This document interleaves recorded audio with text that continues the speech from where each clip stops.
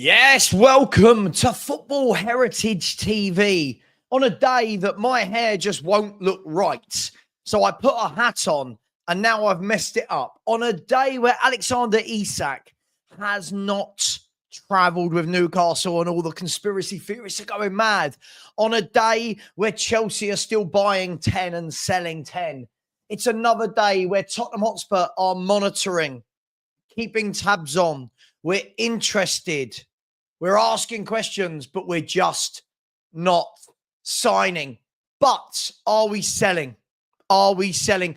Lots of reports this morning from proper reporters, by the way, the proper people that know, saying that Son, our captain, Heung-min Son, could be going to America to play for LAFC. We'll have a little look at that. I'm going to be joined in the next 5 minutes or so by Eugene from Persuasion as well. We'll get him on and we'll get his channel flying up the ranks. And I'm sure we'll have some other guests as the morning goes on. And of course, today is the day that the Spurs 5, those horrible Spurs 5 go live. The horrible blokes live tonight at 8 p.m. Just so you know, I'll be live on my channel at 7 as a warm-up, like the warm-up act. And then we'll all go over to the Spurs 5 together if you would like that. And I'm sure Sean will be doing something similar as well. Hang on, it's not very bright. There we go. A bit more light in here. Where to start? LAFC. Are they going to take Son? And the biggest question that I've got to talk to Eugene about in a minute is, does that mean we're going to replace him? Or do we already have the replacement in Matisse Tell? Now, this for me will tell us a lot about whether or not we're a proper football club or whether we're just here to make up numbers, which it seems we have been for a number of years. If we're a proper football club, Son will leave. We'll say, thank you very much for everything you've done, given us 10 great years. Let's bring in, I don't know, Mikatadze from Lyon. Let's bring in Matoma from Brighton. Let's bring in Kubo. You know, we can talk about names later. But if we just go with Tell, I think it will show that, again, we are not, I repeat, a serious football club. Now, lots of names I'm seeing branded around. Some people already saying no. The likes of Garnacho. I would absolutely have Garnacho replacing Son. Hey, that's just me. There are other names as well that we will get into. But there is a poll. So just before I bring on Eugene, there is a poll in the chat. This one is simple. It's got two options. Is Son leaving Spurs this summer? It's yes or no. There's no caveats to this one. No feelings. Yes or no. At the moment, 93% are all saying yes. 120 votes so far, and we keep going up. Bit of admin. Please know where your nearest fire escape is in your house or wherever you are. If it starts to burn, I don't want the blame of you dying in a fire to be placed on me. Everything else is blamed on me. And if you haven't subscribed yet, please do. We are now only 240 away from the magical 20,000. The link is pinned. So if you wouldn't mind putting that in. And believe it or not, I built that from scratch. Believe it or not, I built that from scratch. I didn't buy it. I built that from scratch. Let me bring in Eugene. Good morning to you, sir, out there in Malaysia. How are you? What's the time? How hot is it? And how are you? Good morning to you, sir. Sorry, good afternoon. I guess you're in afternoon now, right? Sorry, 10. Oh, you're still in the mornings. Yeah. I'm 5 in the p.m. morning. Yeah, I'm in the afternoons. I'm reaching into the evenings, right? It's about 5:15 p.m. here in Malaysia. The weather, as usual, is hot as normal, right? In Malaysia, we're in the tropics, right? Hot, stuffy, humid. It is what it is. And of course, being a Spurs fan, nothing has changed, right? But I've got to say a few things first, Saba, right? go for it. I got to commend you first, right? You built your channel from scratch. You know, I was with you from day one too, right? And you have been with me before. I'm a few years ago. We've been together. We've known each other for a long time through the Spurs and all this, right? To tell the truth, right? I'm a lazy Spurs YouTube content creator. I've been doing this for 5 years, right? I've got 580 subscribers now. I've not complained. I'm not showing all this jealousy and all this envy and all that. embraced you guys as family, as the Spurs family for so long, right, Sava? But I'm starting to see all this pettiness and all that. And to tell the truth, screw them, right? And to tell the truth, right, it's a free market, bro. You do what you want to do, right? It's not a monopoly. It's a free market. That's why you don't call it a monopoly when it's a free market. So, well, it is a free market, but yeah. No, but let me finish, Sava. Go for it, go for it. And then we'll talk I don't Sun. like this, right? Because you are doing this for a living, right? And when people start to interrupt your living, right, trying to make money from this, right, this is where I draw the line. Nobody comes in between someone and trying to make a living. That is way out of line. And when you do that, you cross that line, right? You can go out there and do whatever videos you want, but once you do all the bad things that happened to you on, that day when you had your call-in show, that really crossed the line. Because we had this a few years back before you joined us, right? When I was doing shows with Will Stewart and Stel and all that, right? People used to come on, right? Live. We when we throw up the stream onto the chats, right? We used to do that a lot. And when they used to come on and they don't put on the camera first, we've had a couple of times when people actually brought out their dong, right? And they shook their bum on live. You get what I'm saying? So after that, we learned our lessons, and we said that please show your camera before. We need to see the face before you come on, right? But you know what happened? I've learned my lesson. Yeah, and when that day, what happened, right? That was way beyond, because that guy did show his face and blah blah blah. And when you brought him on, he changed his, and he went into whatever. But we don't go there anymore. We move forward with Spurs because we still haven't done much of anything. Okay. Yeah. No, of course. Well, look, let's get into it then. Let's get into it. By the way, first of all, listen, Rob Belcher, I love that you're coming with it. I love this positive attitude, Rob. I love it. I love that you've got a positive feeling about today. I'll be honest, all my positivity has kind of died a death, if I'm brutally honest. And when you say, perhaps dare I say, Morgan Gibbs-White signed again, we'll talk about that a bit later because all the reports, Rob, are to the contrary because he has flown out last night to Portugal to join Nottingham Forest. So if Spurs were going to sign him today, it would be very weird that he flew last night to Portugal. But listen, we'll get into that later. Eugene, let's have a look. By the way, if one of my mods would please be so kind to stick the Persuasion TV link into the chat, and we'll see if we can get Eugene some more subscribers, please. Stick together. As I always say, subscribe to everyone, whether I like them or not. Subscribe to them. I'm not saying I don't like Eugene, but subscribe to everybody. Let's see. This is what Fabrizio Romano said. Let's be fair. We're in this day and age where many people can say things, but people only seem to care if it comes from 2 or 3 people. And you can see there that Fabrizio Romano has said that LAFC have approached Heung-min Son over potential transfer for this summer as their new superstar. Talks early stages. As I can't even see that, Paul Teneric reports as LAFC want to try, but Sun and Spurs will have the final say. Well, of course, Spurs and Sun will have the final say. Thomas Frank will also speak to Sun and discuss the future. Very easy question from me to you to begin with. Is that for you? Is that a sensible move for all parties? A good move for Sun to end his career? A good move for Spurs so we can move on and get somebody younger, somebody different, a new chapter?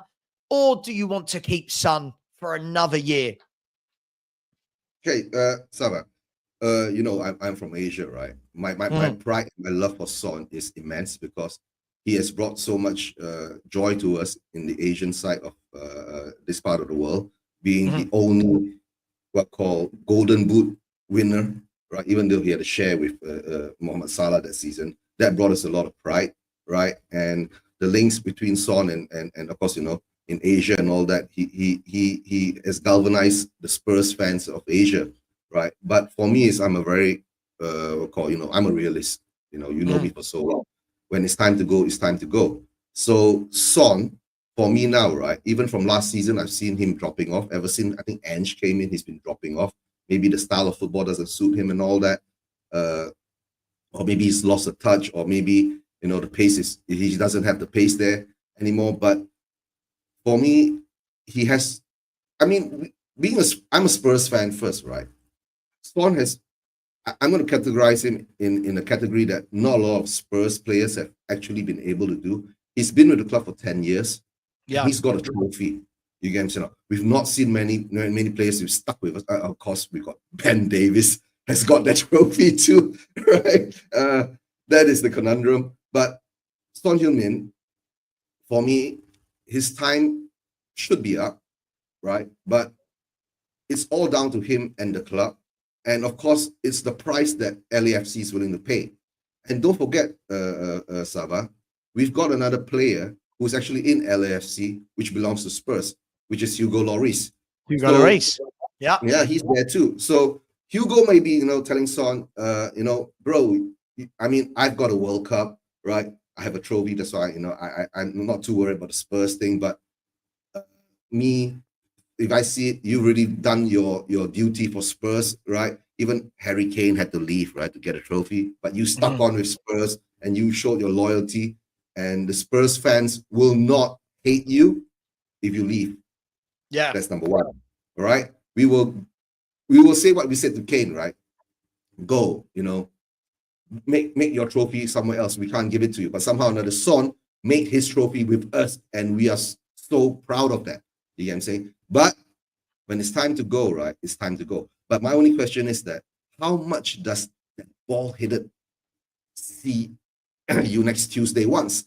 You guys, if LAFC can pay 30 million pounds to 40 million pounds for Son, right? I think he'll be gift wrapped, right? And sent over there. But if LAFC is going to say something like, we're going to pay you 5 million pounds, 10 million pounds, right? Then that's when the haggling comes in. That's where I believe where the business part comes in.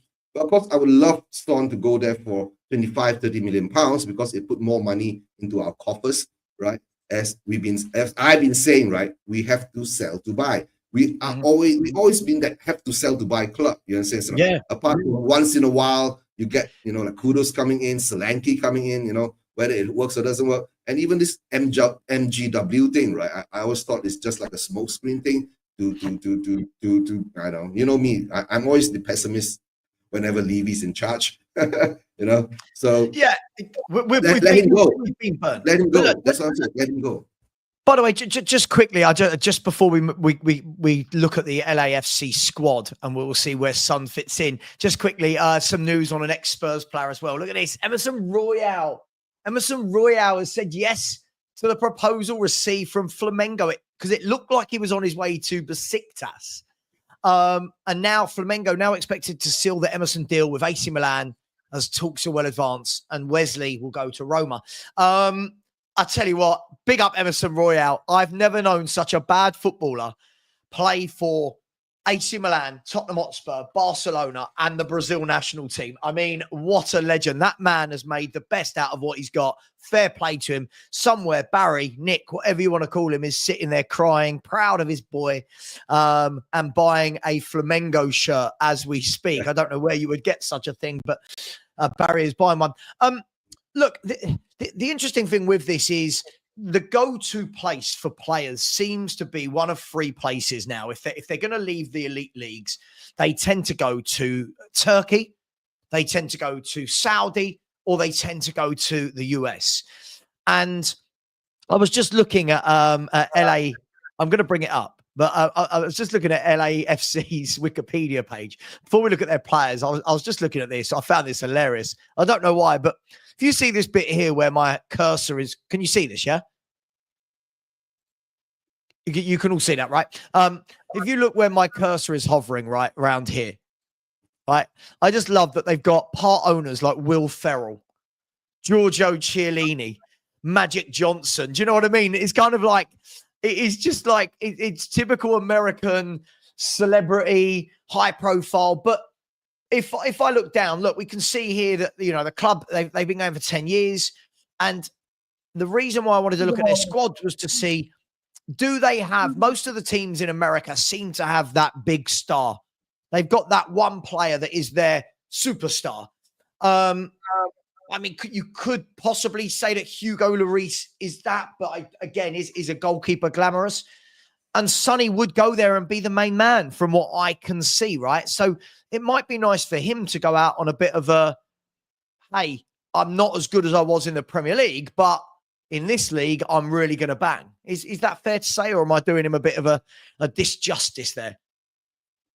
No, Sava, I think it's basically your football evolution, right? While you grow older, you have to go to somewhere to play at the levels that you shine. You understand? And in America, I think each club has got 2 cheats or something like that, where they can actually break their wage structure to bring players in above whatever that's allowed. In this what call is it MLS, Major League MLS.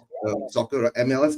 It's something like the NFL. There is not much of this relegation kind of thing, but they control it. Based on the wage structure. There's a salary cap. But each team is allowed 2 players, which you can actually go above that. I think Hugo Lloris was one of their superstars about 2 years ago when they brought him in, right? So now I think it's time for them to get another one, and they're looking at Son Heung-min because Son Heung-min not only brings in a football sense, right, bro? If Son goes to LAFC, right, man, imagine the amount of South Koreans, right, going to go there. It's like, Eugene, suddenly the number of flights from South Korea to London is going to half, and the number of flights from South Korea to LA is going to be on the rise. Double or triple, you know what I'm saying? And of course, and don't forget, right, there is a large South Korean community in LA. And that part too, you're talking about that. So for them, it's a win-win situation for them. But for us being a Spurs fan, like you were saying, right, for me is that if I was Daniel Levy, I have to see how much money I can get from Son. Okay? Yep. Us being Spurs fan is that we said, shit, okay, the last 2 seasons we have seen the Son that we used to have, and we've been seeing the shit that's been replacing him all the while, from Odebear to Tell to who else, Richarlison being played in that position. Like you were saying earlier, are we going to get in a Mitoma, I'm going to say even Garnacho, or another player of his level or quality to take over that spot? Or are we going to wait, and develop one to take over that spot? But by being Spurs, nothing has changed, and to tell the truth, me, I've lost that being angry at all this for a long time already. I'm always zen about it. So if it comes in, it comes in. It doesn't, it doesn't. Even when the Morgan Gibbs-White deal was so close to the Kudos deal, and while everyone in the world was getting excited, I was just sitting down there. Yeah. Do you think, right, Daniel Levy, right, is going to spend 60 million upfront to pay for a player, right? And I don't understand where people already said that, he has already paid up that 60 million. Are you sure? I don't think so. It's mad. He doesn't do that.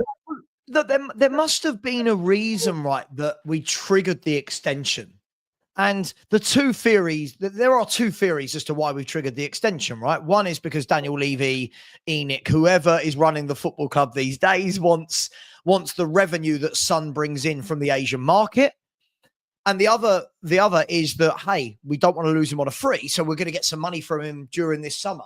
And you bring up a great point. What is that fee? What sort of fee can LA pay?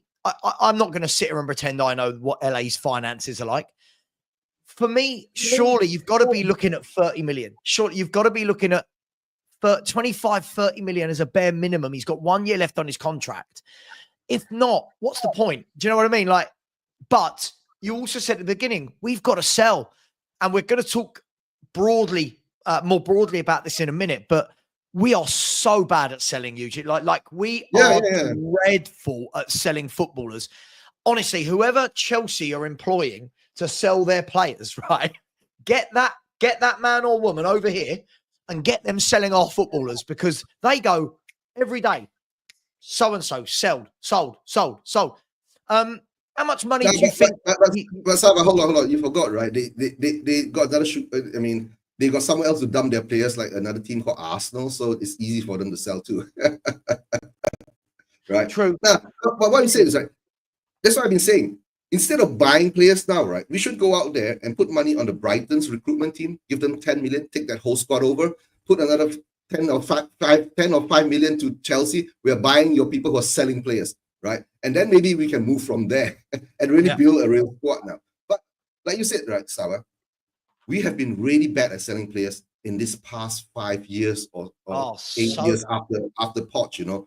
We lost money on Ndombele, and I think it's because we don't buy the players that in the end attract other teams to want to buy our players. We don't splurge out that quality money first to get quality money in the end. We always put on punts. You guys, you know, we put out a lot of cheap punts, right? 10, 15, 5 million all around. We spread it around, right? And when they come in, they don't get even the time to play for the first team. You don't get, you don't get exposure. You don't get people buying them. Simple as that. And now, like you say, Son, like what you were saying earlier, what is that price that the club is willing to let him go for, right? That is the main question now. A lot of people in the chat saying, can LA afford 30 million pounds? You can say that. Will LA pay 30 million pounds for him? Like you said, 1 year in his contract. Let's say even you put one more extension to it, he's got 2 years in his contract left. Will they pay that kind of money? Son is 33 years old, bro. Son is 33 years. And Son ain't no Messi, right? We all know that. Yeah.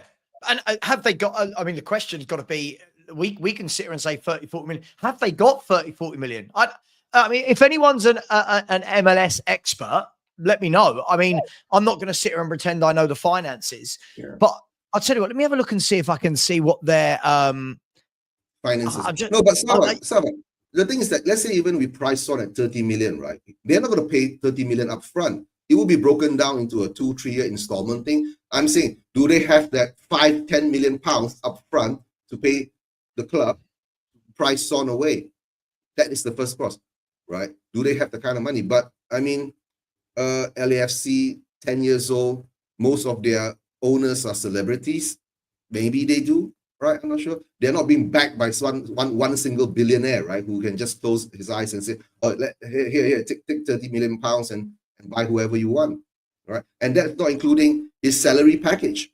Don't forget, right? His wages, that has to come in too. Everything has to come into play. But at this moment in time, for Son Heung-min, I would say, if the price is right, we have to let him go, right?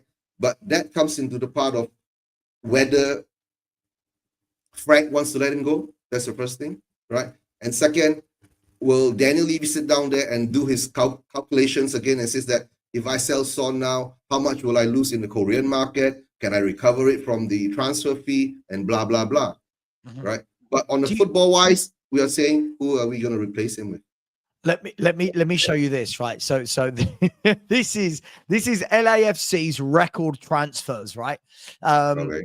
This is their record transfers. You can see there 10.5 million. Hang on, let me just go into that screen and see if that's euros. So 10 points. Yeah. So what's that? 9 million quid. Yeah. Their record arrival is about 9.5 million quid, and we're talking about them trebling or quadrupling that to hit the numbers that people think they're going to get for Son.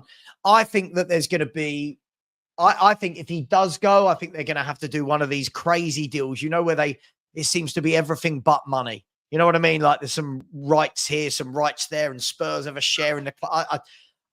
Listen, this is one to watch, but let me show you just quickly. I'm going to do a super chat and I'll show you Spurs' record in the last 5 years of selling people, which is utterly shocking. Big up to my man SOF out there in the US. Big up to you. Thank you very much. Very, very generous indeed. He has said, morning guys, I've seen a bunch of 40-plus-year-old guys sobbing at the thought of Son leaving. Come on guys. Anyway, I think Garnacho joins Spurs as a new left winger. I wouldn't be surprised. We'll talk about that a bit later. God, look at, I shouldn't have put that hat on. I'll put the hat on for 1 minute. Look at the state of that. I think Garnacho joins Spurs. He fits the age profile and has worked with Cochrane at Man United. Now, big up to you, SOF. That's very, very generous. We'll talk. I'm going to bring this back up in a minute, SOF. I'm going to bring this back in a minute. Okay, I'm going to bring this back up in a minute because I want to talk about that in more detail. But this is Spurs. This is our transfers in the last. Let me see if I can blow that up a tiny bit.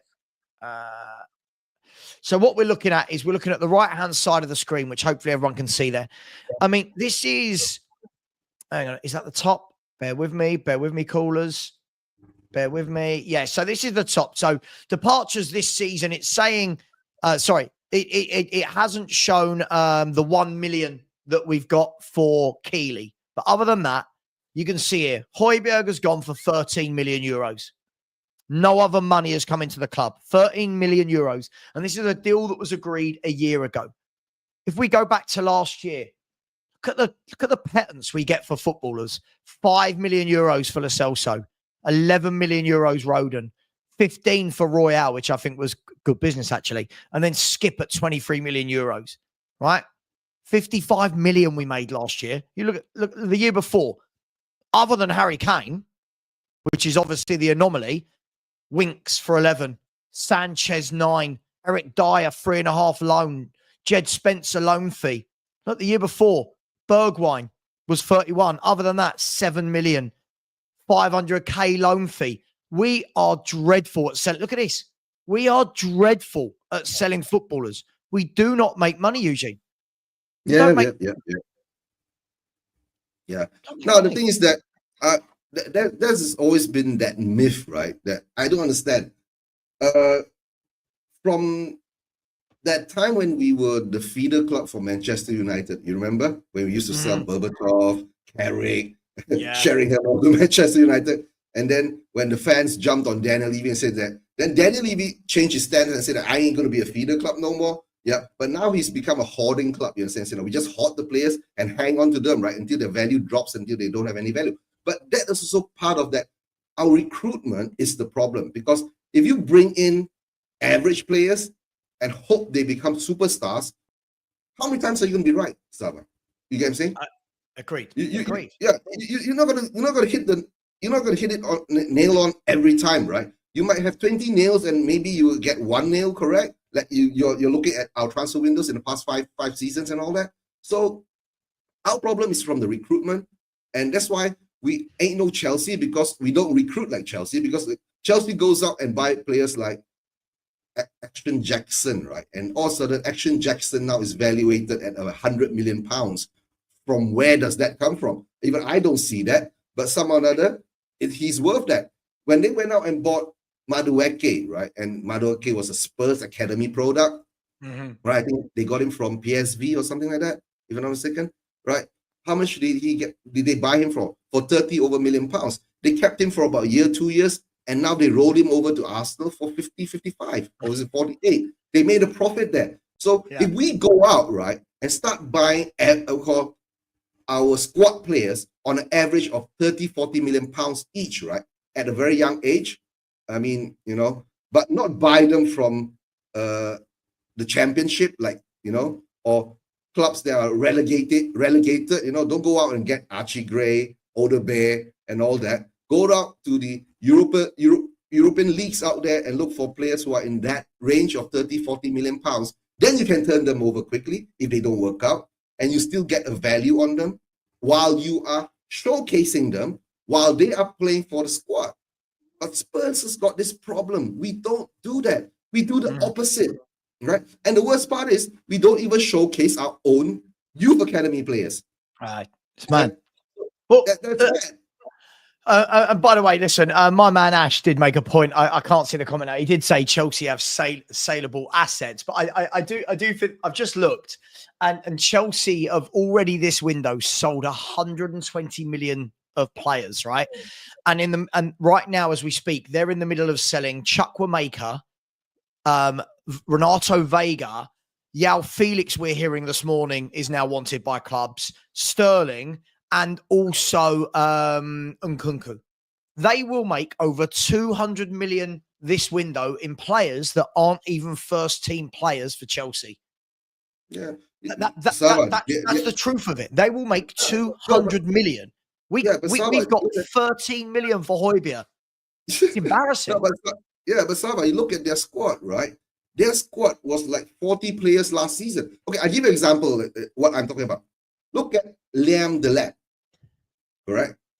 Liam Delap, right, is a 30 million pound player which Chelsea bought from Ipswich, right? Yep. And if Liam Delap, right, in the next 2 seasons, he gets out there, he plays a decent amount of games, but he's not working out for Chelsea. You get what I'm saying?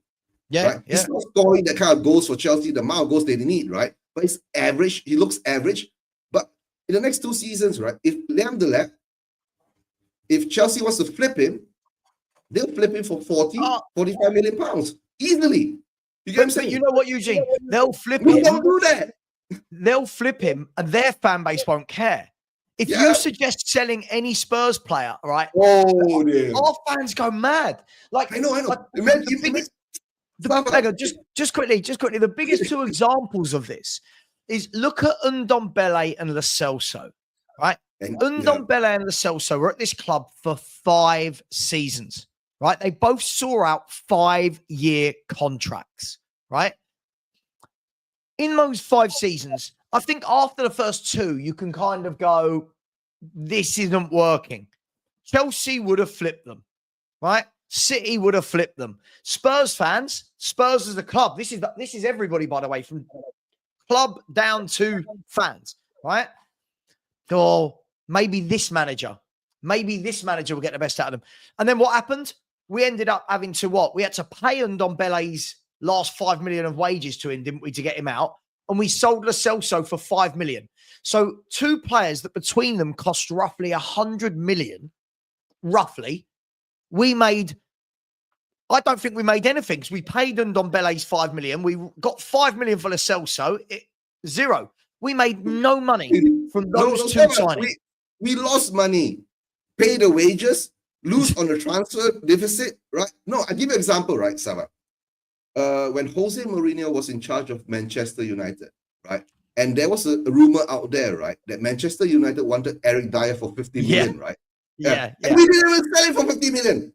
You understand? We hung on to them. That's why Spurs fans are a bit weird, because when we were feeder club to Manchester United, everybody was saying, oh no, we can't do that. And now when it's a good time to sell players, we don't sell it. We got this kind of PTSD thing of, selling players. Okay, I'm going to give you an example, right? We bought Archie Gray, right, for 40 million pounds, right? Imagine next season, right?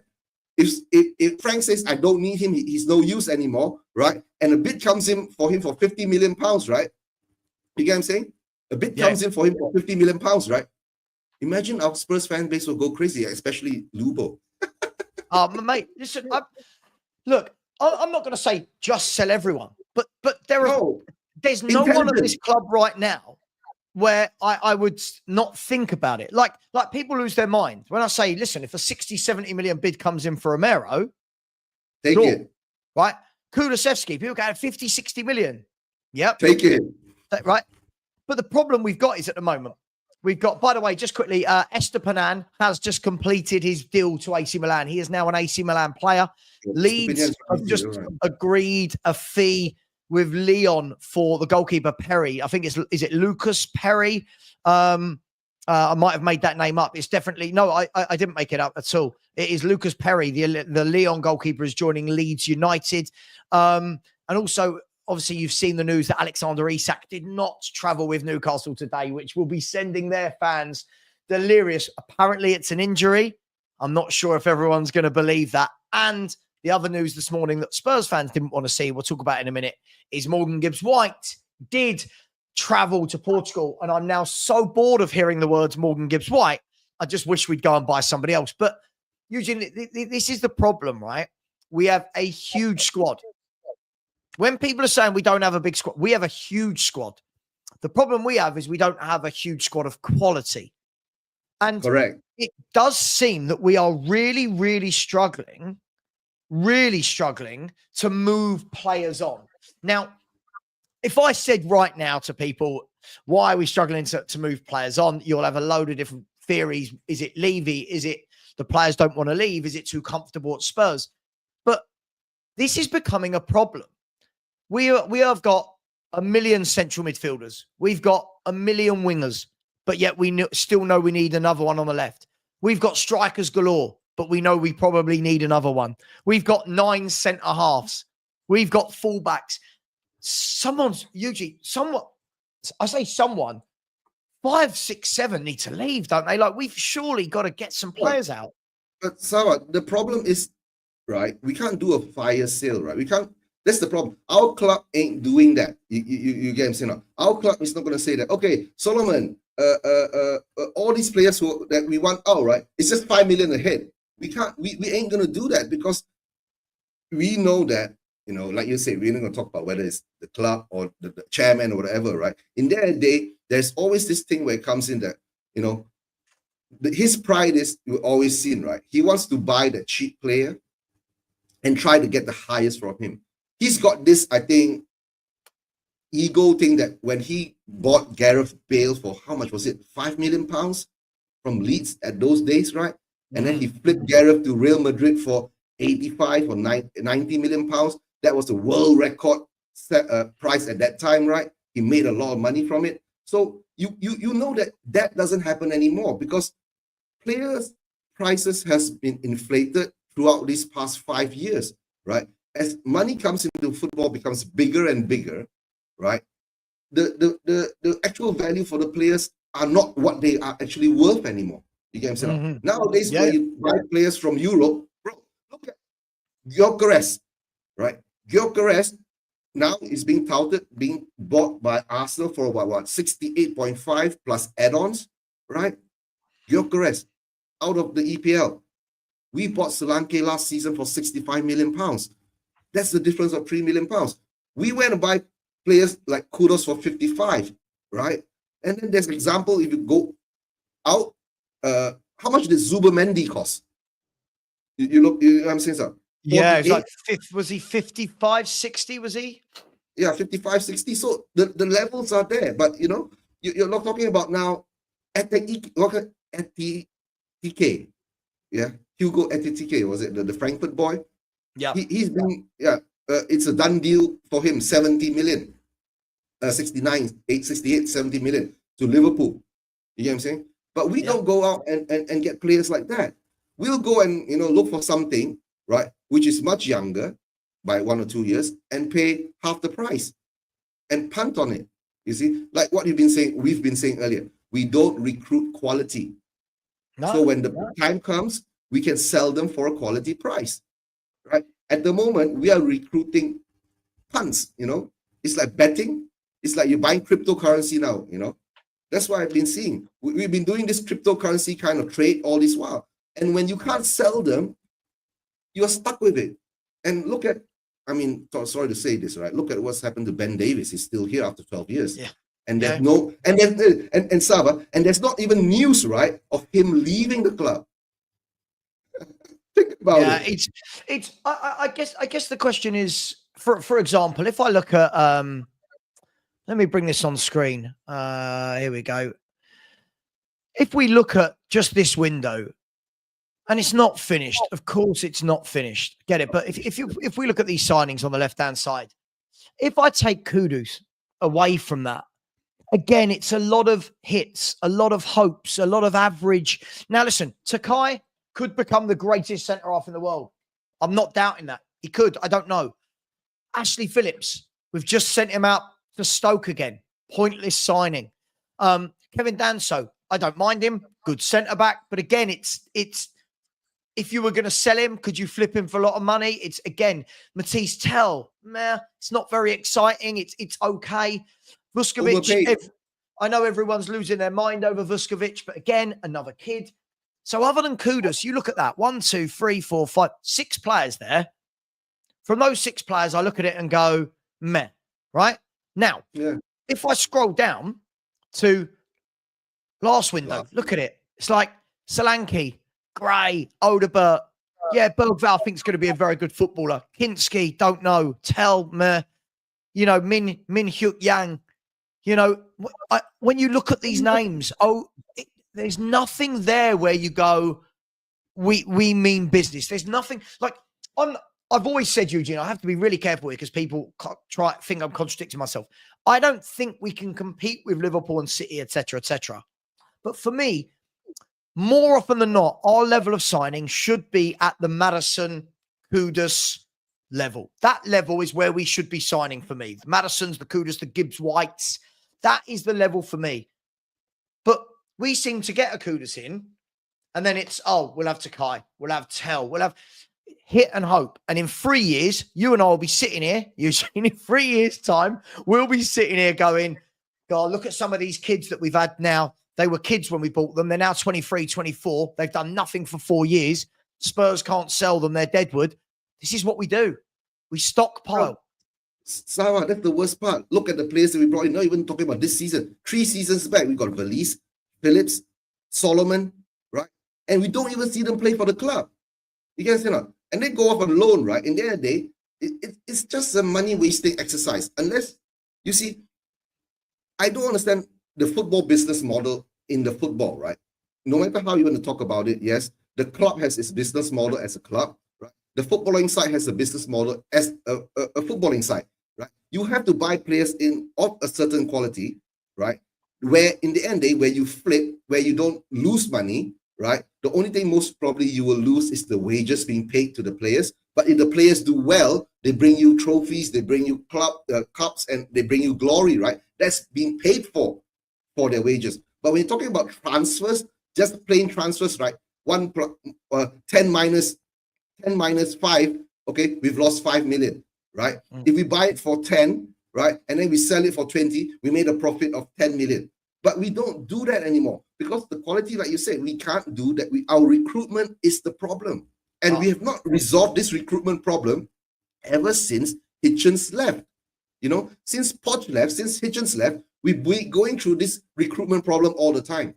You understand? And we brought in, I mean, apart from Paratici, right? He's been here for, I don't know, football director and consultant, and now I don't even know what his position is. Yeah, right? Yeah. He could be just, I don't even want to talk about it, But then along the way, right, we've seen all these changes going through the footballing side, right?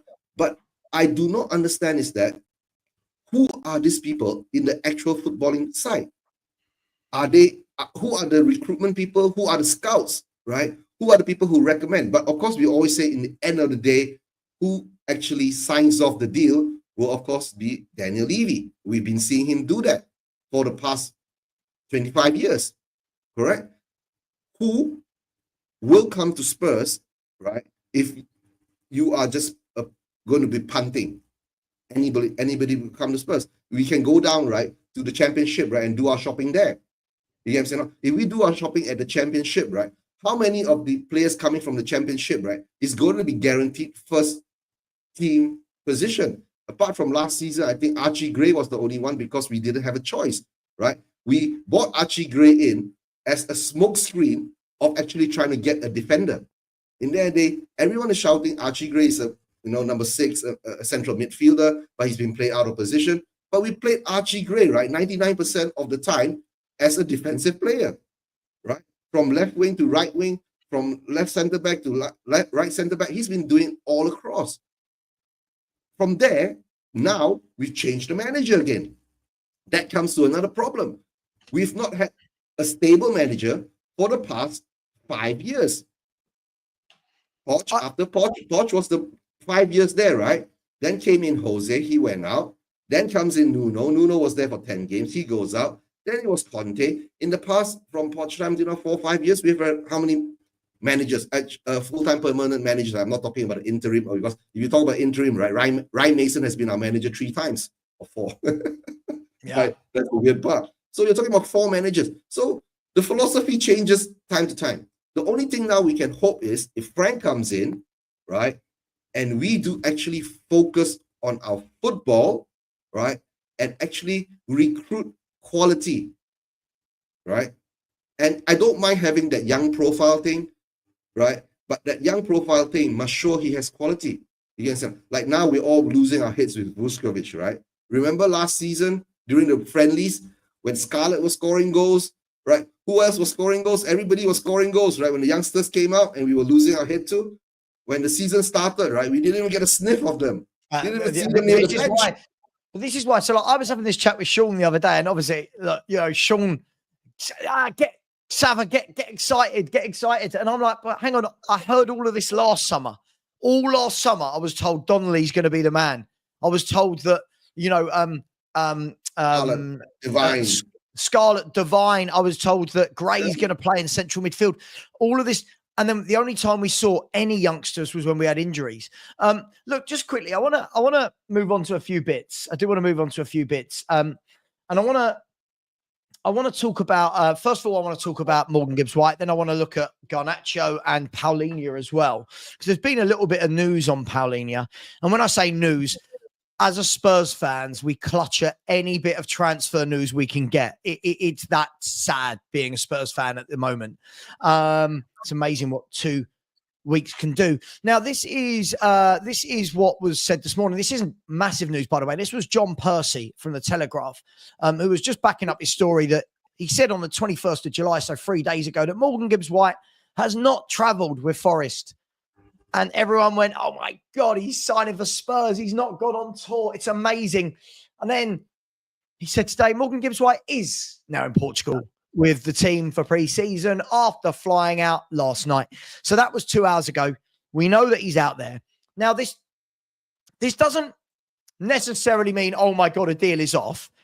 Lots of people, I think, are losing their mind going, I can't believe him. He clearly doesn't want to join us if he's gone on pre-season. Isn't he just going about his business? Like, he's a professional footballer that's contracted to Nottingham Forest. He's gone out on loan with them because they pay him. And it's down to the two clubs to get this sorted.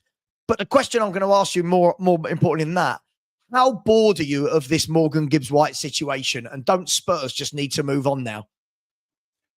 Sava, you know me, right? I've been doing Spurs YouTube content for the past 5.5 years, right? We go through this shit every transfer window.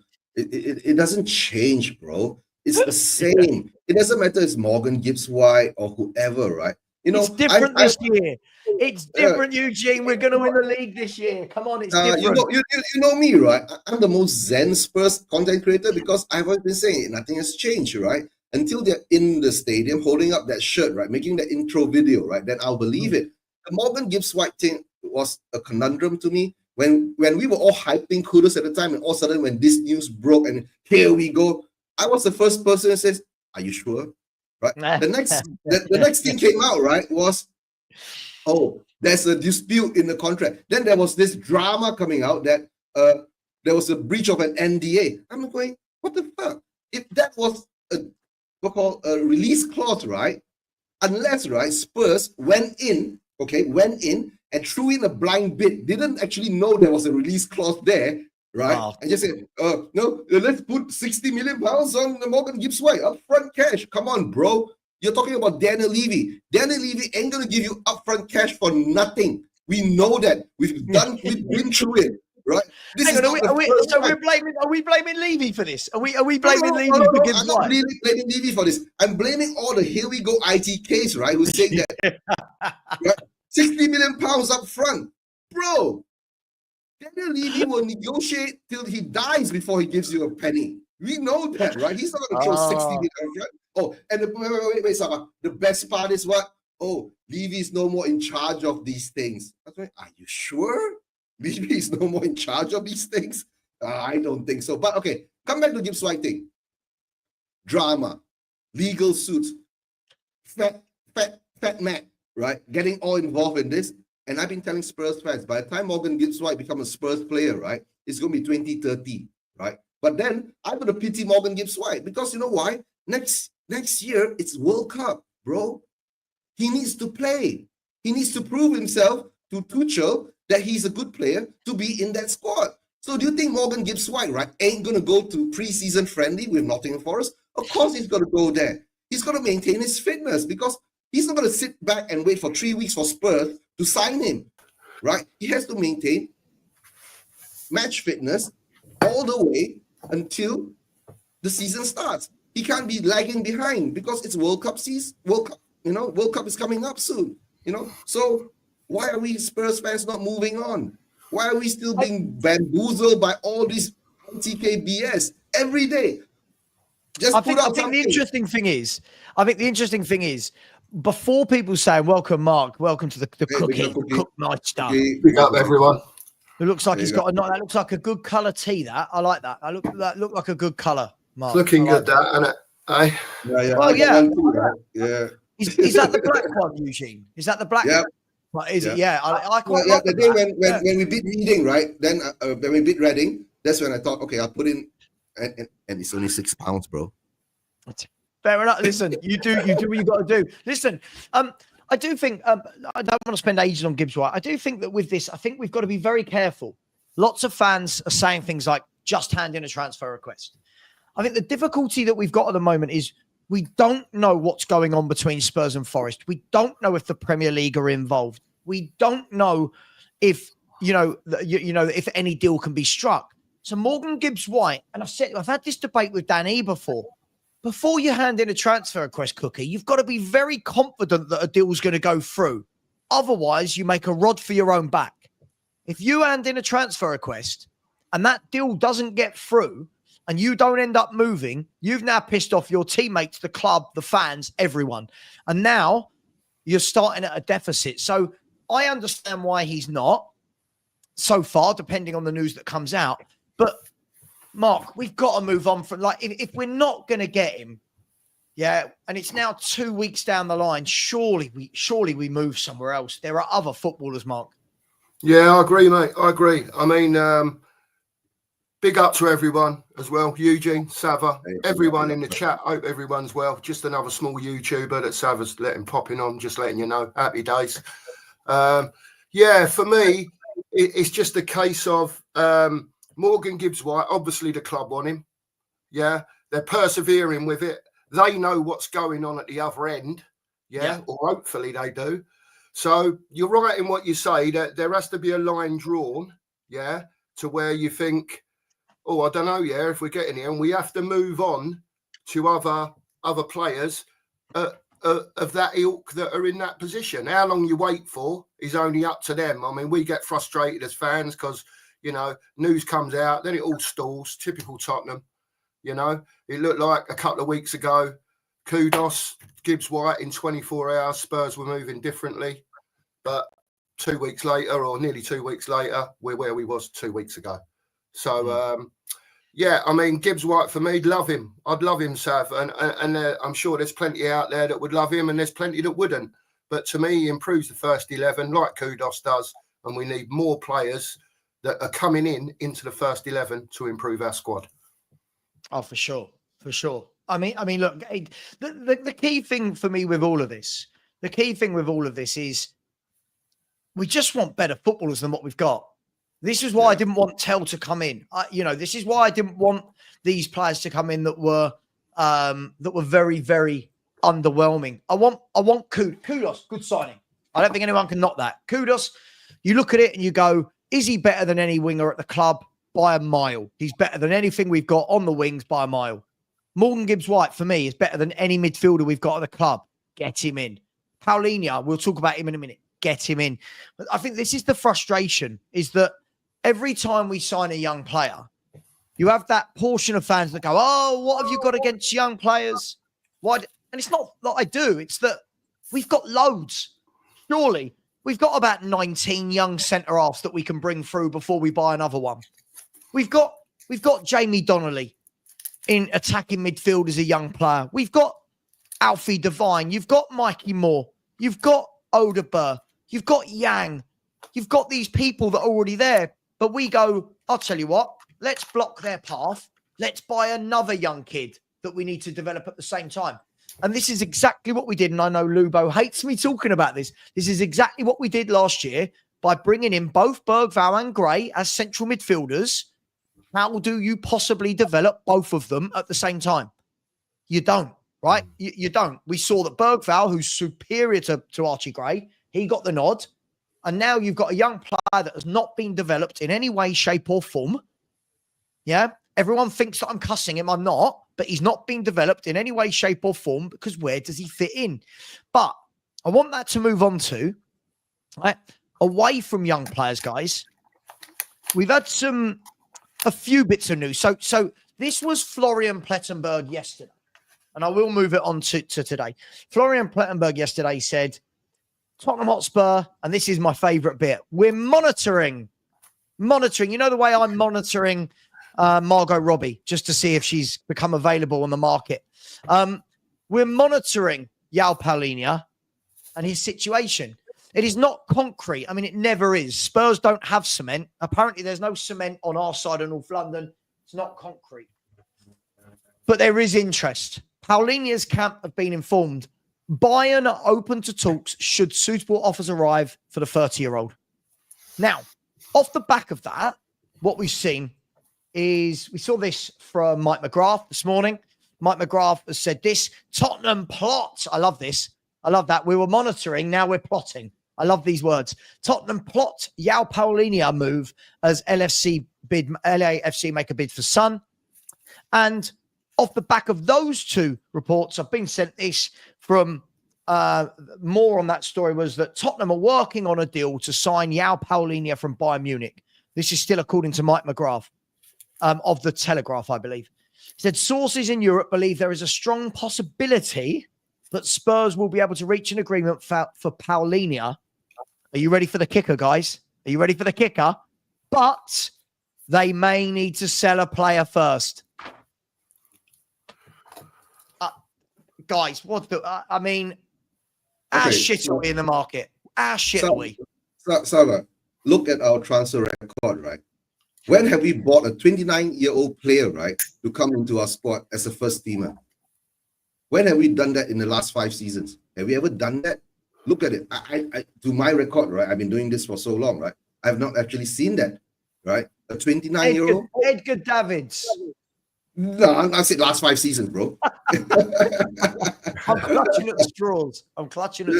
Edgar Davids actually from Real Madrid was a really good buy then, right? We were jumping up and down. You get what I'm saying, right? But we're looking at now, the last 5 seasons after Poch. We don't do that. Paulinho is out of our profile. I'm just telling you guys, right? I'm just going back to this Morgan Gibbs-White thing, right? The Morgan Gibbs-White thing, right, is a smoke and mirror screen. It's putting Spurs fan base, right, so engrossed into one subject, and we're losing our touch on the other things. You know, it's like it's not important about that. Paulinho, we can put in Paulinho there. We can even go for Lionel Messi if we want to now, right? We can be linked to him, monitoring him, looking at where is he pissing and all that. You get what I'm saying? But when you talk about profiles, Paulinho fits the football profile, right? We need a player like that, right? There are players out there. Paqueta, remember when he was with West Ham? He was one of the players I wanted to. Paqueta was, he dominated that midfield, right? He was in control. But we don't go for players like that because, number one, it doesn't suit our profile. If Paulinho was 27, 26, yes, that would have been a very, very good profile for the club. But at this moment in time, we don't know whether we're going to change our stance on players, right? Bring them in, and it comes down to the price. How much does Bayern Munich want him for? Are we going to get him for 30 million euros, 25 million euros? If it's cheaper, then most probably it will be a good punt for the club. That's how I see it. But if it's too expensive, it's just another. Let's be fair. This guy's not. Everyone said that this guy, apparently Bayern Munich want like 25 million euros, 30 million euros. Now, Cookie, I understand he's 30, but right now, what is the harm of Tottenham Crash FC having a grown-up in the midfield, even if it's for 2 years, right? Bringing in Paulinho, it gives you a bit of breathing room over the next few years to spend more money in the next few years to bring in a younger Paulinho. But what on earth are we like? Deals like this should not be tough to do. If Chelsea wanted Paulinho, this deal would be done in 48 hours, wouldn't it? Yeah, definitely. And I like Paulinho. I think he's, like Eugene said, he's the type of profile we need. DM, breaks the play up, sits in front of the back 4 or 3, wins the ball, gives it to better players who do better things with it. He is that type of player for me. As far as the age is concerned, I don't see, as people have said in the chat, and Eugene said, he's not our profile of player because of his age. Yeah. But for me, to bring someone in like that, yeah, and you spent 40 million quid or the best part of the year earlier on a lad that's come in and that's meant to be a DM, right? So what is the best way for these younger players to learn is to have better players in your squad and then let them slowly progress to become, hopefully, that type of player. We've seen what happens when you just chuck an Archie or a Bergvall in when they're not experienced. They struggled. There's no doubt that they struggled, you know. So a Paulinia coming in, a Morgan Gibbs-White coming in, even though he's still pretty young, to bring on a Bergvall, in that centre of midfield. I don't see what the harm is. But Spurs won't do it, mate. They won't do it. He's 29. He's too old. But to me, that's a load of rubbish. If he's good enough, get him in to do the job. We're meant to be getting players in that take us to the next level. And we're just not doing that, man. Again, it's just stopped dead again. The funny thing is, right, I don't know whether or not this is a modern day thing. And I'm going to go on a limb again and say that everyone on this panel is over the age of 40. I'm just going to have a little guess that we're all over the age of 40, right? Maybe not you, Cookie. Maybe not you. But, I see loads of fans now that go, oh, he was 30 about 2 weeks ago, by the way, right? Right. Oh, he's 30. We need younger. Why? What? You know, I look, Man United have Casemiro in midfield. How old's Virgil van Dijk? How old's Mo Salah? Yeah. How old are, you look at Thiago Silva was captaining Chelsea till about the age of 412. You know, Harry Kane is 32. Harry Kane's 32. Sonny's in our team at 33. What's wrong with bringing in an experienced head, Eugene, to calm things, to settle things? You know, stick him in midfield. And you know what? Oh, Sean and I did it the other day, right? We did it the other day. I'll do this in the background. Answer that question, Eugene, and I'll do it on the background. Go on. What's wrong with that? No, there's nothing wrong bringing him in, right? Like we said, we need the experience to bring up the youngsters, to lead them, to teach them how to be a better player, to be a leader and all that. But the problem is that it's what we do, right? Our fan base has been so brainwashed by the club that we are always rebuilding. We're always in this youth project. And while we are doing this, right, we ain't going to improve to the next level because we are stuck at this level, right? And the worst part, being stuck at this level, right, we've actually regressed. You know, at one period of time, right, we were challenging the Arsenals, the Liverpool, the Man Cities, and the Chelseas. Then after that, we fall back. Then we were in the lower parts now. Now we are challenging, and then we were challenging against the Newcastles and the Aston Villas. Now we've even dropped further back. We're going to be challenging the Evertons, right, and the Bournemouths, right, and the Fulhams, and even the Wolves. You see, so we ain't gonna improve and build up to the next level if we don't have that maturity in there and the levels of the players who actually. You need that balance and that mixture. You need players, you know, when they come in to do a job. We've been buying players and playing players out of position for the past too many years, right? We don't utilize the players to their strengths, right? That's why now, like you were saying earlier, you're not that excited about this coming season. But for me, I'm slightly excited is because number one, Frank is here. I'm going to be excited for him to show me that he's going to play these players to their strengths, right? And find out where our weaknesses are and improve on it. And if Paulinia can do that, of course we should go and get him. But I still come back to the point is that he is not the profile player that the club wants. We all understand that, right? Cookie and I, we're above that level of 40s, even way beyond, above that. We've seen our club do things that, past 25 years, it's always been the same. But if it does change, I hope it's just not him, right? Because we do need a lot of experience, about maybe in the centre back part, not that much. Midfield, we need Paulinia, and for the experience, we might need even more experience. Let's say when Son leaves, right? Why can't we bring in a Mitoma? He's 28, 29, right? He can come in. He can groom, or sorry, I'm not saying that word, right? He can actually, he can actually bring players and give his influence to players like Odebear, teach them how to be like him, how to take on players, how to actually, when you take on a player, right, put in a proper cross. You can take on a player and you can't even put in a proper cross. What's the point? In a sense or not? You must be able to do the whole, from A to Z, just not A to B, right? So players with experience must come in to bring up our standards. That's all. Let me show you this. Coach, right? Now this is pie in the sky. I say it's pie in the sky stuff. Most of these players were already at the football club, right? Have a look. Have a little look at that team, right? So the back five are all there: Vicario, Porro, Romero, Van de Ven, Udogie. I've stuck Paulinho just to sit, just sit, hold, anchor everything. Then you've got the playmaker of Maddison. Gibbs White is your box to box. Kudus on the right. Solanke's going to play through the middle, and Son. There's the question mark on the left hand side. How much better as a football team do we look there, right? And notice, other than Udogie, who is what, 21, maybe? 22, I think he's. 22? Yeah, 21-ish. Yeah. No one's a kid. Yeah. Right? Yeah. But you've got the DM in there.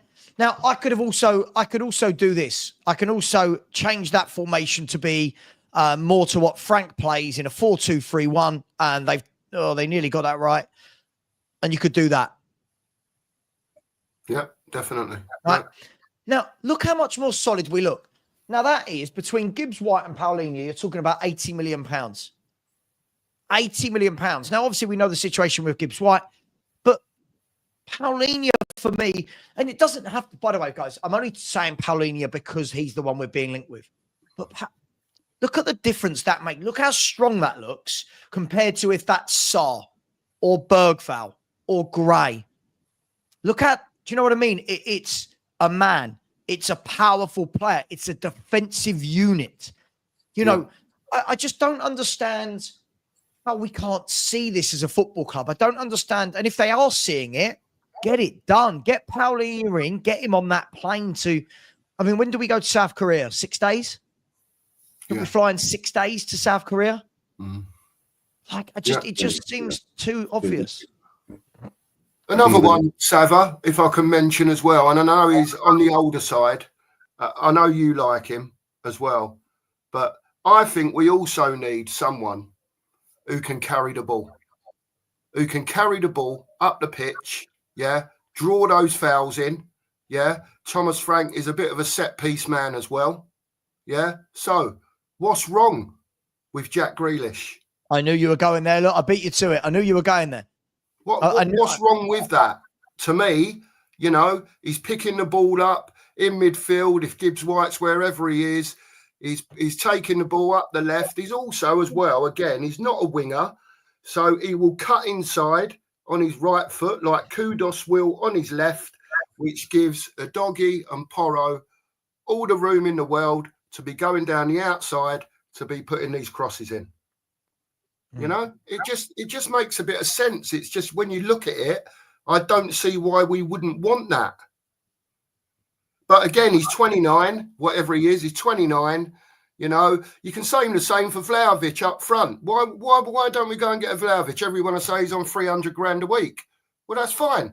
So Tottenham, use your noddle, give him a bigger signing on fee, give him bonuses, give him whatever for scoring goals, for doing this, for doing that, and give him 170 grand a week. I don't see why we can't do stuff like that. But by the way, just quickly, by the way, see, this is what frustrates me. Look, a team, Man United have just made all of the big broadcasters now are reporting this, that Man United have made fresh contact with Aston Villa for Ollie Watkins. And, you know, I'm looking at Man United knew they needed a whole new front line, and they've gone Cunha and Buemo, and now they're looking at Ollie Watkins. Spurs know what we need, and it's just like drag and drag and drag. We're not serious. We're not a serious football club, are we? We're just not. We are what we are. Yeah, we've been there, Sava, right? It's not the first time we've done this, right? Our transfer windows has always been like that. And then it will come down to the last day on deadline day when everybody starts to panic. Then we'll do panic buys. That's why we always get our recruitment wrong. You guys, you know, like you're talking about, talk about Grealish, right? Okay, let's say if we are willing to fork up that 300K a week for Grealish, right? Right. The thing is that, number one, right, like what I've been saying, it doesn't fits the club profile, and especially with the salary, the wages that he's taking, right, is way out the window. And the third thing is, right, that will actually hurt Daniel Levy's ego, bro. He could have gotten Grealish 5-6 years ago, right? or 8 years ago when we were trying to break Aston Villa's neck, right? Because at the time they were in some kind of financial trouble, right? When Grealish, he offered £8 million for Grealish or something like that, while the Singaporean owners wanted 15, right? And then all of a sudden there was a takeover, and then the new owners came in and showed Denley the finger, and if you want Grealish, it's 25 million now. Then we stepped away. 2-3 years down the line, they sold him for 100 million. So that hurts his ego too. That's why we ain't even linked to him. You get what I'm saying? No? So we are linked to a lot of players, but we're not even linked to him now. But when you talk about Paulinho, like I said before, it fits the footballing sense. Vlahovic, right? He might come for 200K a week. We tested the waters? We do not know, right? And Slava, we've been linked to Vlahovic since when? Conte days? Jose days? Right? From then, right? So it's the same thing. So the only thing is like now, Watkins. You talk about Ollie Watkins, right? Why didn't we go for Ollie Watkins, right? 2 seasons ago, instead of get Solanke in? When we lost Harry Kane, right? We should have put that money on Watkins if we were serious, but we weren't. But now, of course, Watkins is going to link to Manchester United, and good luck to them, right? But being a Spurs fan, sitting down here, we've seen this, and I've been saying this, nothing has changed, right? Yeah. Everything is always a PR smokescreen BS that goes round and round and round, and then it's fed through the IT case. It makes the fan base excited. Then we get, distracted again. Morgan Gibbs-White is a distraction, right? Why? And to tell the truth, right? This transfer window is one of the weirdest transfer window because it's like in a period of from the beginning of June until the end of August. It's like a 3 months transfer window. We've never had that before. And for being a Spurs fan, the longer the transfer window is, right, the more torturous is it. You get what I'm saying? It's just torture because we don't go out there like a Liverpool. Frimpong, Words, right? At TK, right? Their business is more or less done.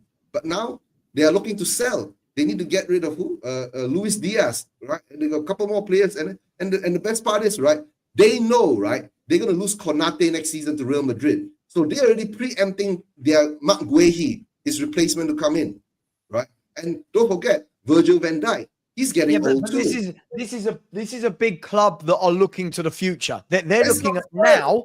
They've got players for now and players for the future. Spurs are always buying for the future. We never buy for now. Like, I don't care if we have a window where we bring in 3, 4, 27, 28-year-olds. I don't care. Yeah. Worry about it in a few years. Right now, again, people in the chat are talking about Kobe Mainu, but for me, again, Kobe Mainu's another young player that hasn't really done a lot in football. Yes, he looks promising. Is he 18 or 19? I think he's about 20 now, is it? I don't know, but the point is that we've got Bergvall, right? You don't need another young midfielder in that profile, but it just, I don't know. The club do it, and you're right. We've fallen for it as a fan base because the majority of the fans now talk as though, oh, we can't get him. He's 27. He's 28. Look at the people saying, is Grealish past it? Grealish is 29 years of age, right? If 29 is past it, bloody hell, guys, put me down. 29. I've got no. If 29 is past it, then we need to replace Solanke next year because he's 28. Yeah. If 29 is past it, what are we going to what are we going to do soon? Vicario, Romero, they're all getting there. Yeah. Well, it also just shows you as well, Sava, if they're paying 65 million for Solanke, even though he fitted the wage bracket, right, for Levy, if they're paying 65 million or whatever it was for Solanke, at 28, it proves Spurs will go and buy players of that age. So there's players out there for less than 65 million quid, right, a lot less, that are of Solanke's age. So what is the problem with going to get those players? Whether it be the odd loan or whether you're going to pay money for them. And this is what we do. That's spot on. Yeah. So we buy from lower level teams in trouble or opportunities, right? We never ever, like right now, if you look at a Jack Grealish, right? Man City aren't in any financial trouble, right? Go and buy him. Go to Jack Grealish and go, Jack, it's a world. Even, what about this, guys? Even, guys, Man City, Jack Grealish, we want him on loan for a year with an option or an obligation to buy, right? Have the chat with Jack Grealish. Jack, we know the last year or two's been a bit tough. City buy a lot of players. They got a lot of younger wingers. This is a World Cup year. Come, play on our left-hand side and force your way into Thomas Tuchel's England team. We'll pay 200k of his 300, 400k wage, whatever. But we never seem to make that sort of signing. We never seem to get that type of deal over the line where you go, that's a good loan. Like Villa loaning Rashford, right? Smart, sensible. There was no risk. There was no risk to them. They bought him in, right? He did well for them. Same with Asensio. There was no risk to it. Paid a lot of money, but there was no risk. At Spurs, we'd rather go, Werner. We'll get Werner on loan. It's easy. Does Werner on loan, Matisse Tell on loan. Saba, okay, there's another part of this, right? With what Spurs Rule says, right? We only buy from troubled teams, right? And try to get the youngsters cheap and all that. Why didn't, for example, now, McAtee is a youngster, right? A quality youngster that we can get, right? Harvey Elliott from Liverpool, a quality youngster that we can get, right? But why are we going for quality youngsters like that? That's one thing. Not even talking about the seasoned players. And you're talking about Harvey Elliott, even though he has not played a lot of games in the Premier League, right? But for his young age, right? He's been exposed to the Premier League quite some time now.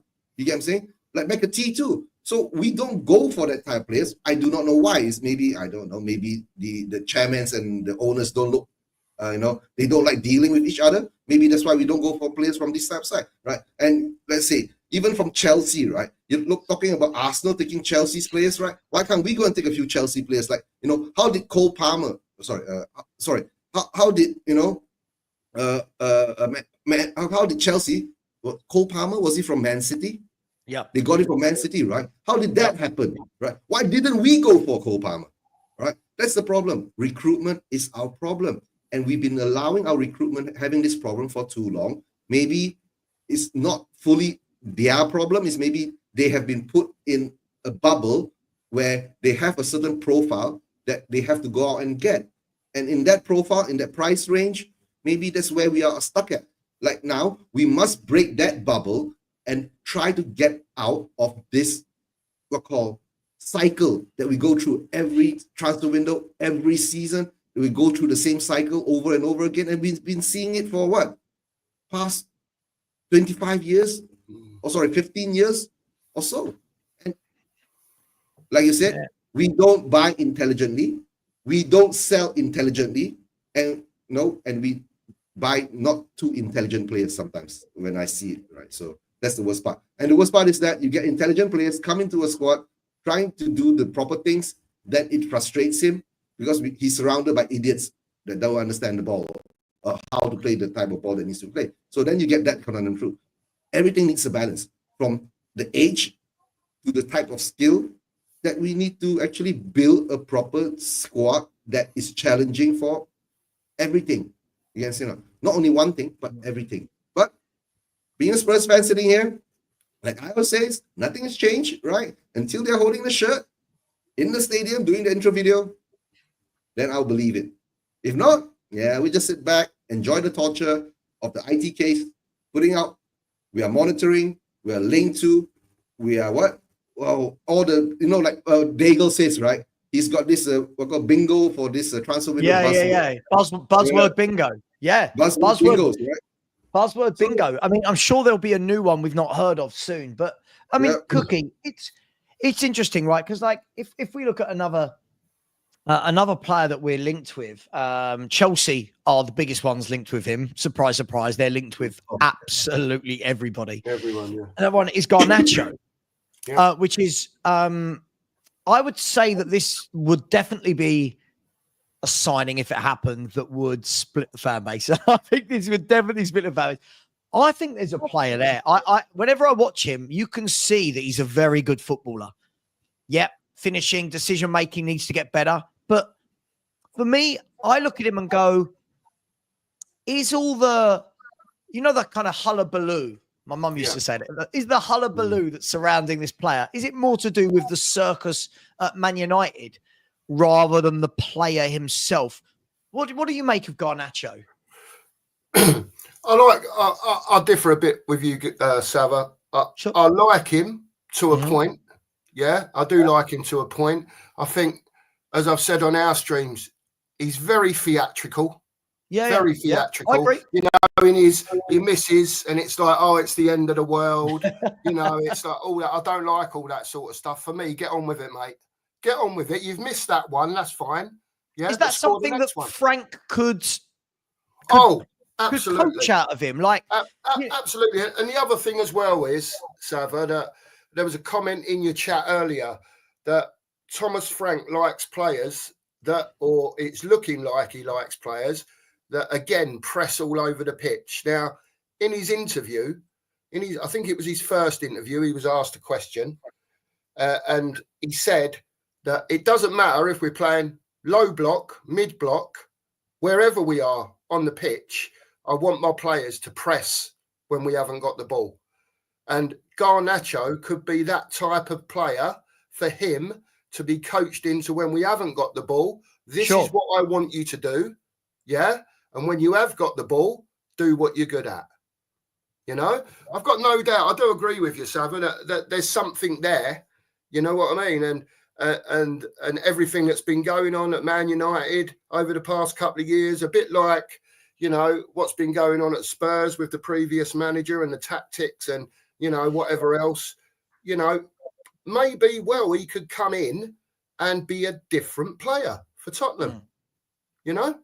Yeah, I'm not against it, but as long as the price is right, though, Sav, I wouldn't be going paying 60, 70 million quid for it. Of course. I mean, but I think we've got to remember this is a Man United side that need money.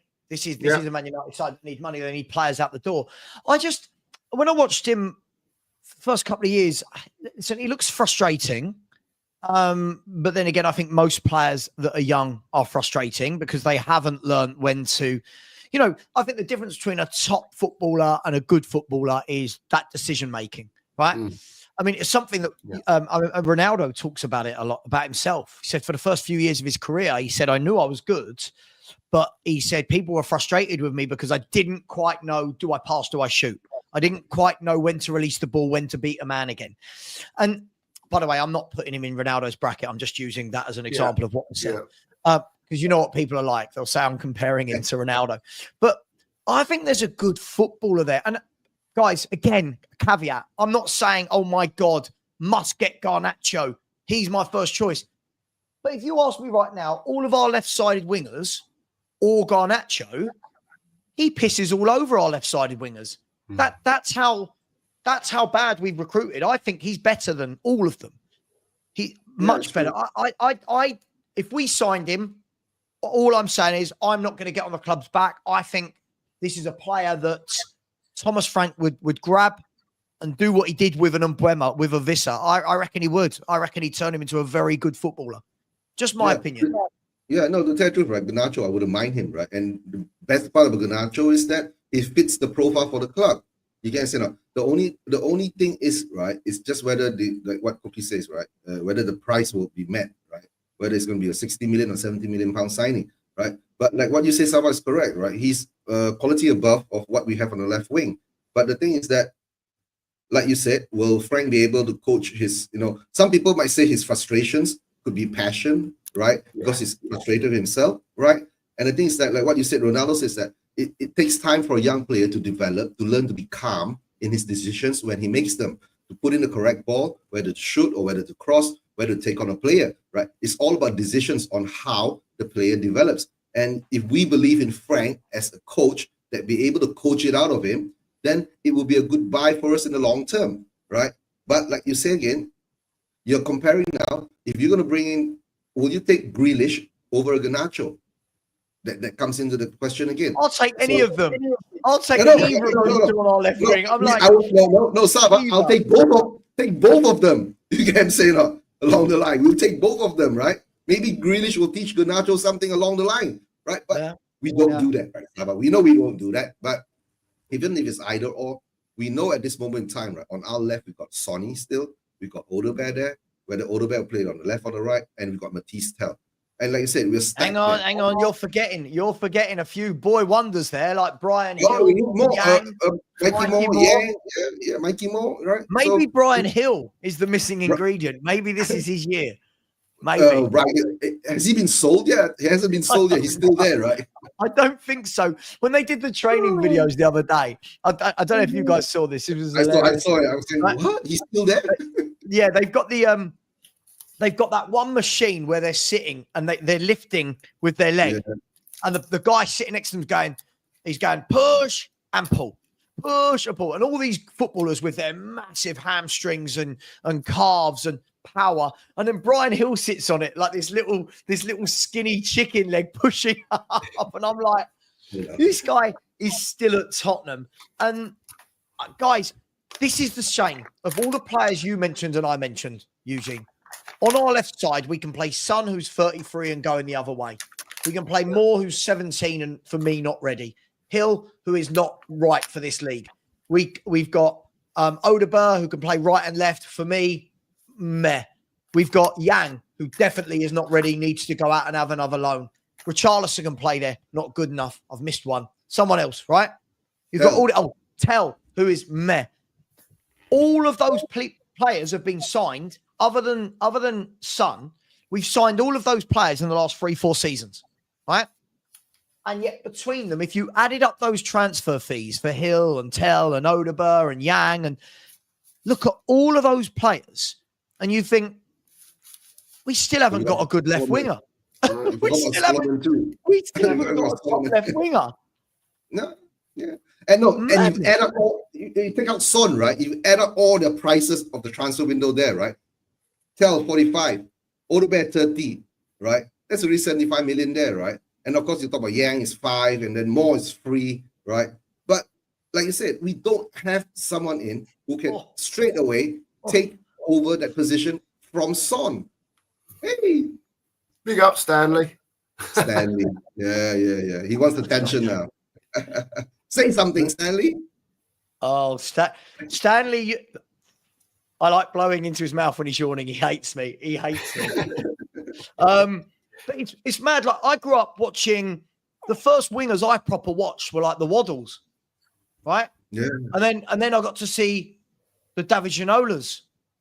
You know, we've seen even Aaron Lennon and Gareth Bale, Ralph Coates. A bit before my time.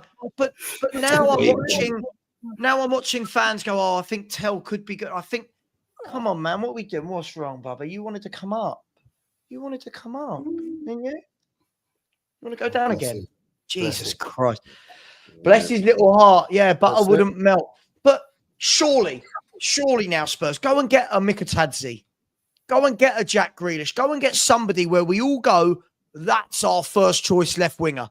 Because right now, I'll tell you what, let's do this test. Everybody in the chat, right now, and be serious, right now, right? If I said to you, of all the players in our squad, who for you starts on the left wing? Right now, with the squad we've got, who is your left-sided footballer? I'm guessing Kudus is the right. Who starts on the left-hand side for everyone in the chat? For me, and Madison. I bet you we get all different answers. And you know why? Because it tells you none of them are that great. Yeah. See, look, already, I've got Johnson, Son, Tell, Solomon still at the club. We missed him. Yeah, Solomon. Yeah. Look at for me, I'll be Son, right? Yeah. Odobert, they're all useless.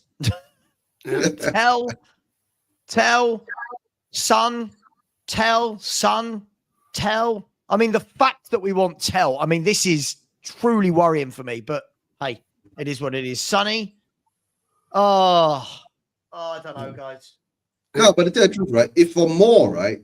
For Mikey Moore, I will play him in the Carabao Cup and the FA Cup in the early rounds. Let him have a run out. That's a few things that we have not seen, right?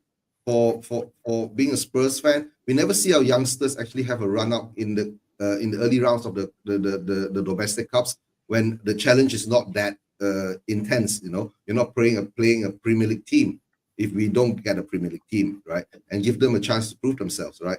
So all I can say now on the left, right, we are shambles. right? We can't even decide who we want. And of course, in the end, Archie Gray, he needs to play there too. Eugene, you look. There's Tells, there's Solomons, there's Odebers, there's Sunnies. I've seen about 5 different names. I guarantee if I said right now who starts on the right wing, everyone says, let's try it. Who are you having on the right wing? Kudos. Kudos all day. Kudos, right?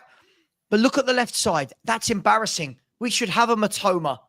We should have a Grealish. We should have a Mikatadze. We should have a Fofana. You know, it's madness how bad we are on that left-hand side. Yeah, definitely. Listen, Sav, we can go back to the conversation again. We're struggling on the left. For me, I think there's going to be times where he plays Maddison out there cutting in. I really do. I'd rather that, Mark. I'd rather that than any of the left-sided players we've got. I just think he'll play him out there. Not all the time, but I think, you know, when he sees the opportunity, he'll put Maddison on the left, especially when there's a Kulu fit as well. You know, he'll fit in. And the other thing that Peter, I know we're talking about where we're weak and stuff like that, but what people have got to remember is as well, and I'm sure that the chat are fully aware, we're in the Champions League this year. I know. Right? We've made one signing. We've made 1.5 signings with Morgan Gibbs-White, right? The benefit the players are going to get is that most of the first team squad players will get used throughout the season, Sava. You know that. There'll be rotation at some point. Other players will come in.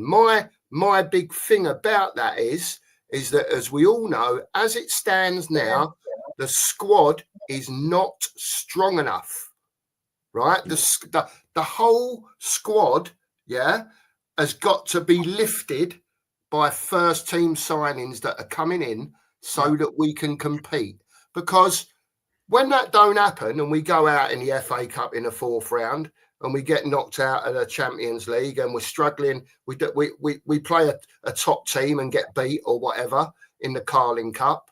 You know what I mean? And we get to January, February, and we're not in anything again. Everyone will be calling for him to be out. Mm-hmm. You know, if we're sitting 10th, 11th, 12th in the league. You know what I mean? It's going to be an hard season, a really hard season. Mm-hmm. Spurs have got to pull their finger out of their backside and get going on transfers and good transfers now. And quick, not the last week of August, like now. Yes, it's always been like that. No, but the thing is that, right, you talk about the Champions League, right? The worst part about the Champions League, right, we have a quota of 4 or 6 players, right, that has to come from our academy.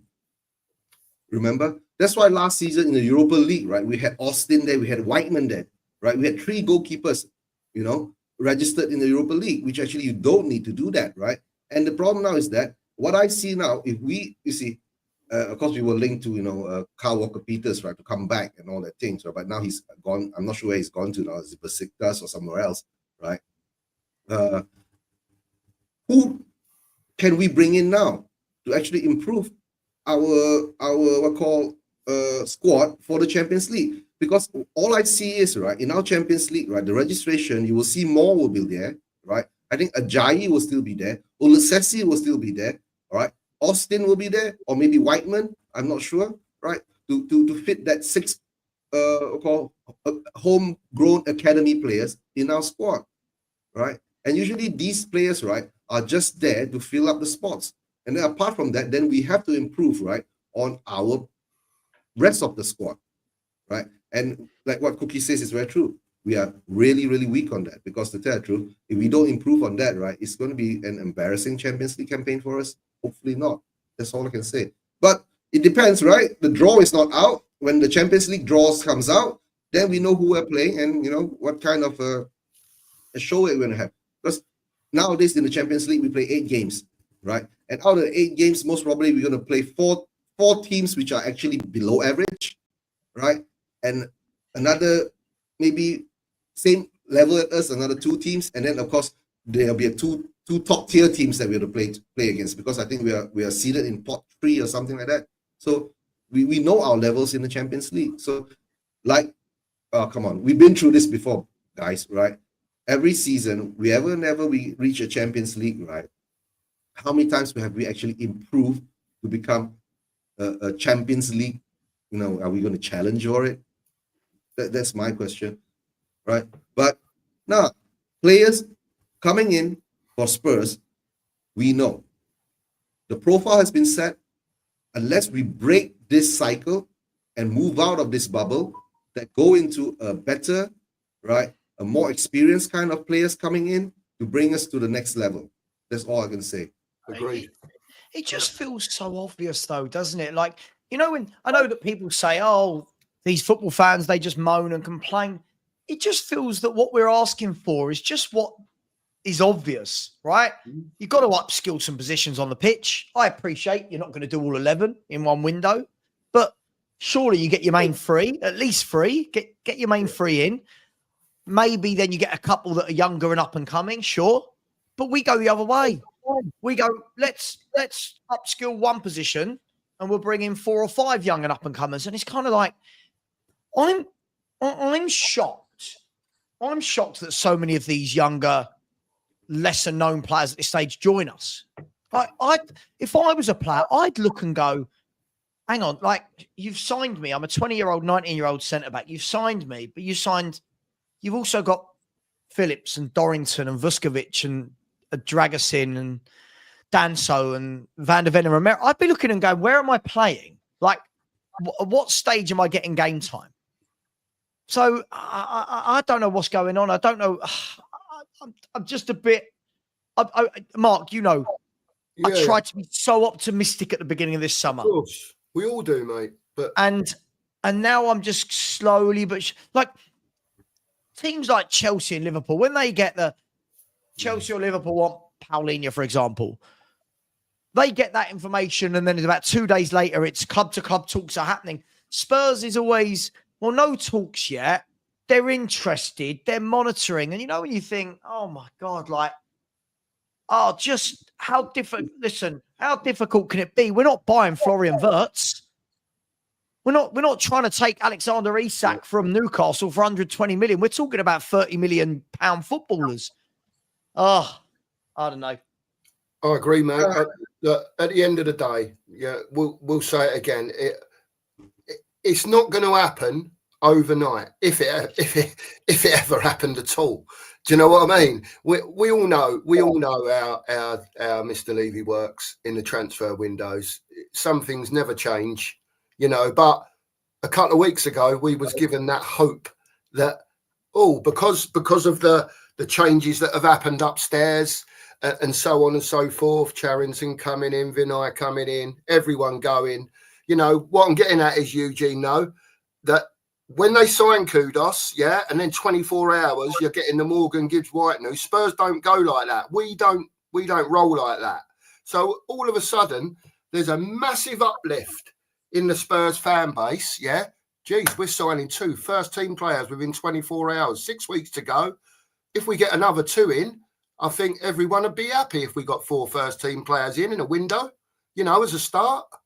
And then move on to January, maybe get another one if we need one, and then so on again next year. But we just don't move like that. We're never going to move like that while Daniel Levy's here. It's just not going to happen.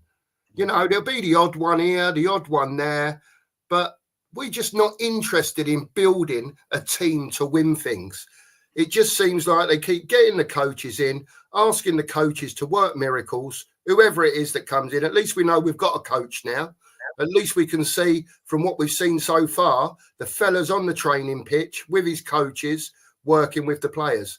And that, at the end of the day, is all we can ask for. You know, they're going to improve from last year. I've said that all those players, the way they were played over 2 years, they're going to be coached in another way. Let's hope they're not alien to it. Let's hope they get on with it, improve as players. And then all we can do is hope that players come in that improve the first team squad, mate. I'm the same as you, lads. I want to see 4 now. You know what I mean? Get 4 in this window and at least show we mean a bit of business. But I don't know if we're going to do that or not, fellas. I really don't. Guys, the thing is very simple, right? I think we will find out the crux of our squad, right, when we go over to Asia, right, to play the North London Derby and Newcastle in South Korea, right? Then we will know who is going to be actually in our team. then don't forget, right, guys, I've not heard a single news about Richarlison, right? The last time I heard the news about Richarlison was Palmeiras was interested in him, right? And that was during the Club World Cup. And now everything has gone quiet, but maybe something's being worked out there, because the last time I heard Levy wanted 55 million pounds for him, but then I'm saying that Palmeiras can't afford 55 million pounds for Richarlison. So maybe if we can offload him for 25, 30 million pounds, that will do us good. You can say that, to give us more money in the coffers. Like, a lot of people don't want to believe that we still have to sell to buy, right? We still have to sell to buy. So I think we really splurge our money on Kudos, one shot off, right? And don't forget, the Matisse Tell deal was some sort of understanding. Sorry, this is wrong, by the way. Sorry, this is wrong. Frank didn't sign Matisse Tell. Matisse Tell signed before Frank even joined the club. Yeah. I feel like this is wrong. It's not about you disagreeing. By the way, listen, I'd hate it if everyone agreed with me all the time. God, it would be boring. But when you're saying Frank has made the decision to take him, back him, listen, it's again, when fans say this, just back him. So you don't want a better player than Matisse Tell. This is what I'm asking. You know, we want better players, yeah? When you're saying, if not, he's a weak manager that's already been levied. I hate this. It's such a childish saying, right? Every manager can't get every footballer they want, for sure. But why on earth is the Tell deal being put on Thomas Frank when he wasn't even the manager of the club when we signed him? It's madness. But look, guys, I need to do some super chats, and then I do need to end the show, because I am going over to join Never a Foul, and I'm going to take all of you. I'm going to take all of you with me. Big up, shall we say? First of all, going back to this. So there you go. We talked about Garnacho. Thank you very much, SOF. Really appreciate you. I agree. I think he fits the profile. I think Cochrane would coach him, and Frank would coach him brilliantly. So absolutely, my man. Thank you for that. Donna Cullen has said, Mr. Savvy, you're looking fresh and young today. Doesn't say a lot for me how I look on the other days then, does it? But thank you very much. Really appreciate that. Big up to Tony Rodriguez, who's come in with a super sticker. Much love, my man. Really appreciate it. Thank you very, very, very much. Really appreciate that. Big up to my man, Rodney Roberts, who said, Salah, big up, fella. Hope you're in good spirit. Yeah, man, listen, the last few days have been challenging. Lots of people that just want to hate and try and bring you down. It is what it is. They hate for no reason. That's all it is. They hate for no reason. So I'll keep doing what I'm doing. And that allows me to plug the Spurs 5, which I will do in a minute. But big up to you, Rodney. Big up to my man, Ryan Trestane. Very generous. He said, Mark, as long as there's consistency and moving up the league, I'm happy. And as we have a coach, that's what we will do. And we have someone who can actually change tactics. Me and Sava wanted that. Ryan, I think most Spurs fans, if you put aside the whole pantomime of Ange in, Ange out, most Spurs fans know that we need a coach that was going to coach these footballers better. We've got Spurs players now like Papa Sarr coming out and saying, we didn't down tools. We did go into every game wanting to win. We just weren't good enough. And I think that speaks volumes. Big up to you, Ryan. I really appreciate that. Guys and girls, I'm going to ask a quick favor. I'm going to put the link in right now. There's 524 of you. The link I'm putting in now is for the Spurs 5. Okay. You've been terrible at subscribing to my channel today, by the way. Only 3 subscribers in 2 hours. And we are so close to 20K as well. But this link here, the Spurs 5, we are live tonight for our debut show that goes live at 8 p.m. I will be live at 7, and then I'll take everyone over with me. Obviously, that old school YouTube technique. I'll be live at 7, take everyone with me. If you've already subscribed to Henry Wright's old channel, then you will already be subscribed. If you haven't, please get over there and subscribe and join us tonight at 8 p.m. We've got our subjects, we've got our format sorted. We'll see you then. Much love to Paul Langley, who has sent a super sticker as well. Thank you very much, my man. Thank you. Already 10 people have gone over and subscribed to the Spurs 5. So if anyone else wants to do that, that would be amazing. Yeah, stick the link in. Mark, stick your link in. Stick your link in. Get in, Sheriff. What's the matter with you? Get it in do there. It quickly. Stick your link in and stick my link in. Stick the links in quickly. Subscribe to everybody. Subscribe to all these small channels that I'm hoping to bury and that they never see the light of day because I only want my content on the internet. Bury me, Sava. Bury me. Big star. I am the new Mr. Beast, and we're monopolizing with my 20,000 channel. I'm monopolizing YouTube. Big up to you all. Take care. There is the Two Marks Show. Please subscribe to those guys as well. Somebody please quickly put in Eugene's channel quickly because I need to go. I really need to go. Come on, people. Big up, Paul. Thank you for the super sticker, by the way. We've now 15 of you have subscribed to the Spurs 5. 15. We can get another 15. Sav, can I just say something? I know you need to go. Just really quickly. Good luck to you and the lads with your new channel. Yeah, you ain't blocking anyone, by the way. You're doing your thing. Good luck to you, mate. And I hope for you and all the lads, it works out well for you. Good luck. Thank you very much. much. Yeah. Good luck. But actually, you guys don't need luck, right? You guys are really good. So yeah. Thank you. I've never known so much fuss over 5 blokes that just want to talk about Spurs. I've never known. I'll tell you the funny thing about it just before we go.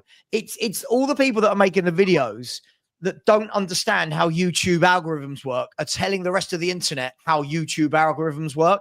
Yeah. It's simple. I've said this to everyone, right? I've said this to everyone.